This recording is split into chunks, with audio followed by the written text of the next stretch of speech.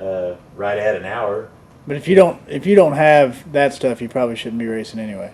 Well, exactly. Anybody that's at this level, if they can't handle this, then they can afford to pay somebody to do it. If they can't afford to pay it and they can't do it, they need to get a skateboard and get out of racing because they don't belong here. This is a simple thing. Guys wreck their cars all the time, they fix them. The guys that don't want to fix them, they understand the advantage. They truly understand the advantage. There are guys that got cars, they're innocent victims. This was done before they got them, they bought them, or they just flat didn't know it was like that. I kind of suspected this one was, but I didn't investigate it. Honestly, yeah, I thought it looked like it was up, and obviously it was.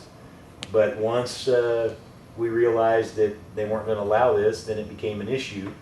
And I want to stay within the framework of the rules, so. So in your belief, interpreting the rules, it's got to match GM spec the same way it comes from the factory? Yeah, it should. Do we get a little tolerance there for Grandma wrecked it? Well, you know, that's up to the track.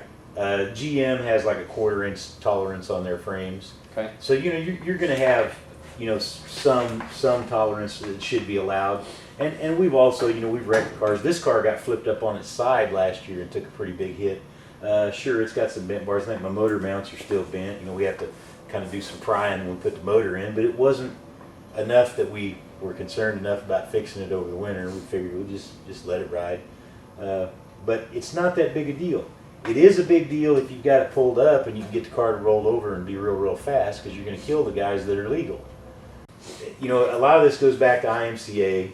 Keith Knack, the guy was a genius when you stop and realize he thought this through way back when.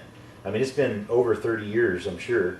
And when they sat down and designed this class, they were on top of it. They knew what they were doing, and by putting everything on this stock frame, they kept us within perimeters. Now, whether they realized that the chassis were going to, that they were going to evolve to this point, where we're rolling the cars over on the nose and getting the bars in, they probably didn't.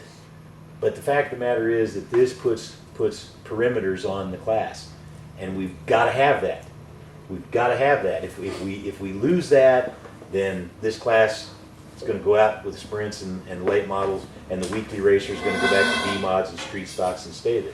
I mean, it's a progressive sport. I want to see this class survive as is. I mean, I don't want to see it go any farther. As a matter of fact, I'd like to see him bring it back a little bit. It's gotten out of hand. We can't afford these motors. I can't.